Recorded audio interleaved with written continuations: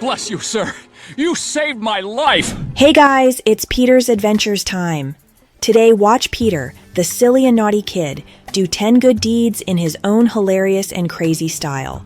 Let's have some fun. Number 10. Peter helps Chris win the science fair. You win the science fair. Did you hear that, Dad? I won! Loud hiss, hot brain. I couldn't have done it without you. Up and down, shaky eyes. Lois is concerned that Peter's massive belly will ruin his bond with Chris. He can barely move, let alone play handball with his son. Okay, that's a no-go. Just put me on a blanket and slide me to the TV. Peter decides to shed some pounds for his health and his family. He visits Dr. Hartman, who sucks out his fat with a giant straw. The result is a skinny Peter with a lot of loose skin. I feel amazing, like a bride on his wedding day. He doesn't mind, though. He loves his new look and wants to show it off to everyone. Lois is not impressed. She thinks Peter was selfish and didn't care about Chris at all.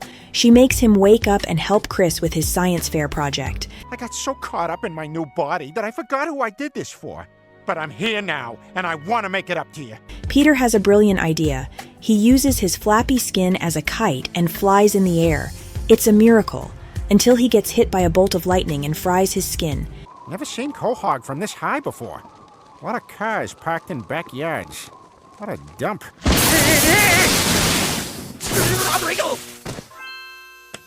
He falls down to the ground back to his normal size, but he's still happy. He helped Chris win the science fair, and that's what counts. Number 9. Peter saves the owner of McBurger Town. Ah! My mustache! No! God bless you, sir. You saved my life. Peter decided to grow a mustache because he believed his life would be awesome that way. It was for a while, until he was mistaken for a firefighter because they all sported mustaches.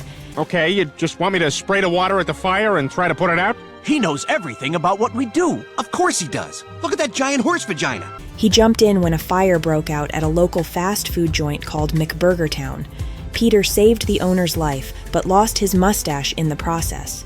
Peter's heroism was rewarded. The thankful owner gave him unlimited burgers as a thank you. Free burgers? Oh man, this is a way better offer than the one I got from Helen Hunt. You want to have sex? No. No. Number 8. Spread the joy around. What the hell is this? It's happy birthday to you. I didn't approve this. Oh yeah? Well, who the hell are you? Peter loves his job as the office birthday planner. He makes everyone happy with his cheerful songs. But his joy is shattered when a new boss arrives, who hates fun and forbids any celebrations. Peter begs him to reconsider, but the boss only agrees to let him have a few minutes of cake cutting per month. Peter is not satisfied with this, so he decides to throw secret parties at the nearby brewery, where he can rock out with his guitar and amp. But his plan backfires when his loud music alerts the boss, who fires him on the spot. Bye, Francesca Louise Alessandro. Say hi to Max and Samuel and your sister Eloise for me. And good luck with your night courses. Hey, do you have like a nickname on Instagram? I'm having trouble finding you. Peter is heartbroken, but he soon finds out that his co-workers appreciate his efforts to brighten up their days. They stage a protest and demand that the boss rehire Peter and let him organize monthly birthday bashes. The boss realizes that he was wrong to stifle Peter's creativity and enthusiasm and agrees to give him another chance. Peter is overjoyed and promises to make every birthday party a memorable one. Hey, Francesca Louise Alessandro. Good news, I found your Instagram. Did you see the 90 photos I liked in a row last night at 2 a.m.? Also, who's at BeckyFitness96, and can you tell her to unblock me? Number 7. Win over the clients. Beer is great because life is hard. Don't make it harder with seltzer.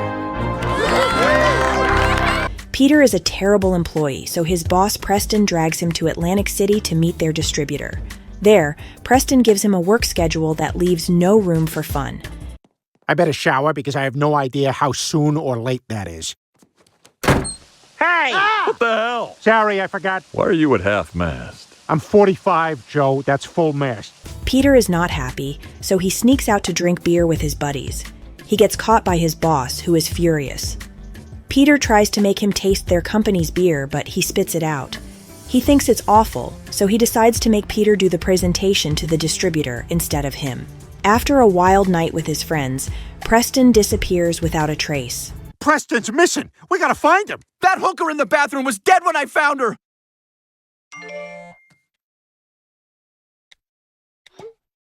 Peter has to do the presentation on his own. He uses his drunken honesty to tell the distributor how awesome their company's beer is.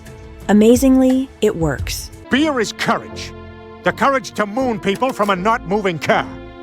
Beer helps you achieve new heights, atop the shoulders of unwilling strangers in a chicken fight. Peter seals the deal and impresses everyone. Preston shows up to congratulate Peter and to get a share of the credit. Number 6. Save Ernie's life.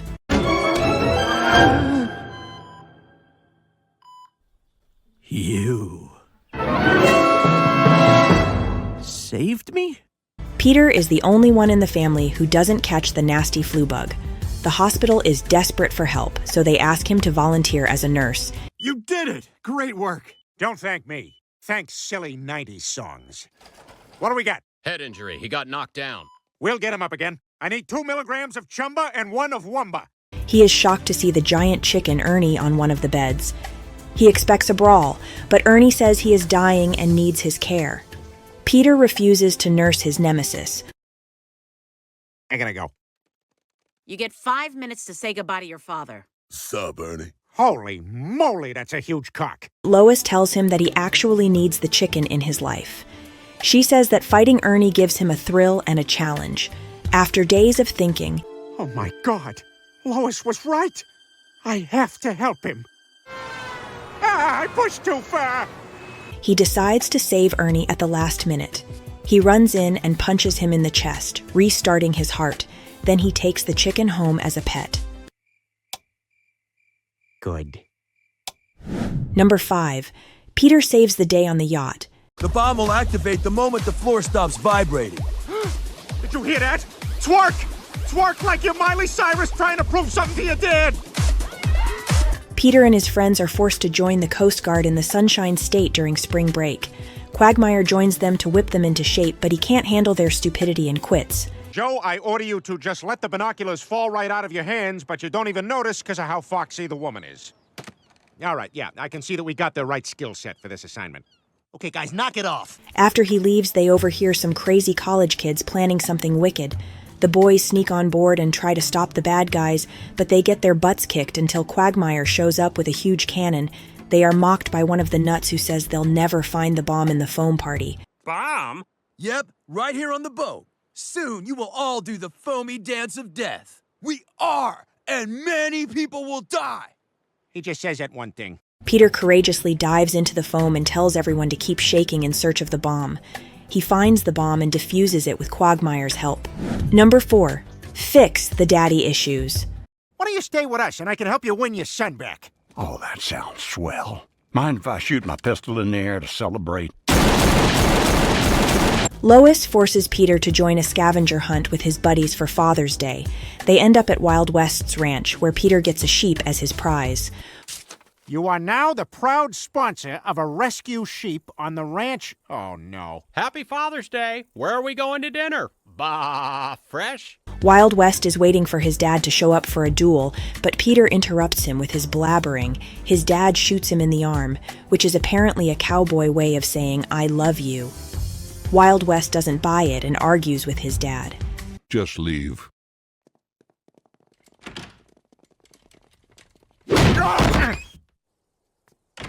Peter realizes that he's not a great dad either, so he takes Old West home and tries to help him be a better father. He dresses him up and makes him give Chris some dating tips. Peter is clueless about parenting, but he manages to make Old West a bit nicer. You make a good partner, and I want you to have something. It's the dried hand of a Paiute I found in the desert. That's very important to me. And now it's yours. Is this a way to break some kind of curse on you? But his son still doesn't forgive him and calls Joe to arrest him. Peter feels bad, so he gathers his friends to rescue him. They are stopped by Wild West, but Peter begs him to listen to his dad. Man, West, we broke him out for you. Can't you see he wants to make things right? Old West pours out his heart and his son is touched. Wild West shoots him in the thigh and forgives him. Happy Father's Day. Number 3. Peter's Christmas Mission. Eager to celebrate the most wonderful time of the year, the family heads to the mall for some festive fun. Oh, look, there's Santa. Peter, no. That's a Hell's Angel. What do you want? Meth? Okay. But the Christmas carnival has been scrapped, much to Stewie's dismay and fury. Vinny does some snooping and learns that it was Carter who pulled the plug on the party. Hey, happy June 16th. Well, let's see how you like it when someone breaks into your house and touches all your stuff. Hey, knock it off! I'm touching this, and this over here. You're a creep is my point. Peter confronts Carter, who admits that he despises Christmate, and Peter swears to help him rediscover his holiday joy. Peter tries various methods such as writing a fake Santa letter, forcing Carter to chug eggnog, and making him pleasure himself with a candy cane, but none of them work. Okay, Carter, a big part of Christmas is masturbating like you would any other day, but feeling guilty about it because it's Christmas. What's wrong with me? When Peter accuses Carter of being a Grinch-like Jew, he has a change of heart and decides to bring back the carnival. Number 2. Peter saves a marriage. Billy, what are you doing here? He's here because he loves you and he wants to patch things up. Hey, how come you ain't got boobs? You like a runner or something? Peter and his pals go on a treasure hunt to find some fancy cars at the bottom of the ocean, but end up owing a favor to a smart dolphin named Billy Finn. Billy decides to cash in by moving in with Peter and living it up on land.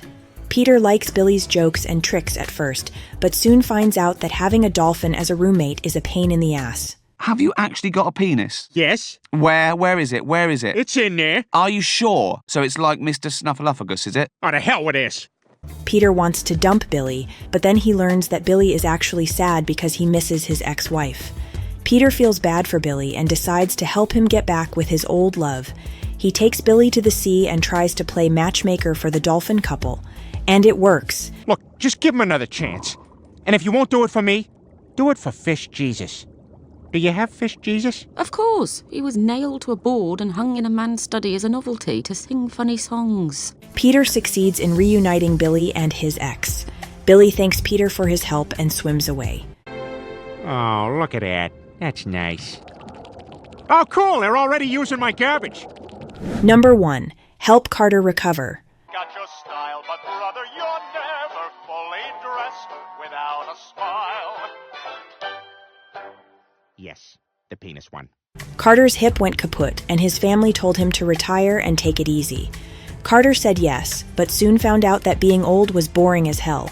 Peter and Lois took him to Florida, where they thought he would enjoy a nice retirement home. Carter hated it at first, but Peter showed him the perks of being a senior: shopping, bingo, and private air conditioning. Follow my lead.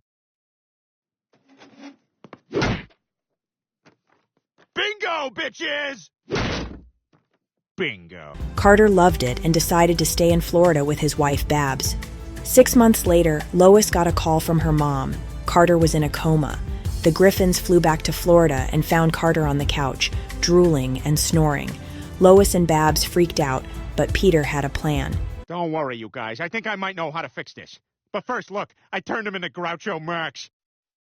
That's hilarious. He took Carter to his office, where he pretended to be a boss and gave him some horrible orders. Like touching butts. And tell the African-American elevator attendant he no longer has to wear white gloves. Why don't you just tell him he can sleep with my wife, too? Did you have a blast watching this video? Don't miss out on these other hilarious clips from Quahog 97, the funniest channel on the web. Smash that subscribe button and ring the bell like a maniac to get notified about our latest videos. You won't regret it.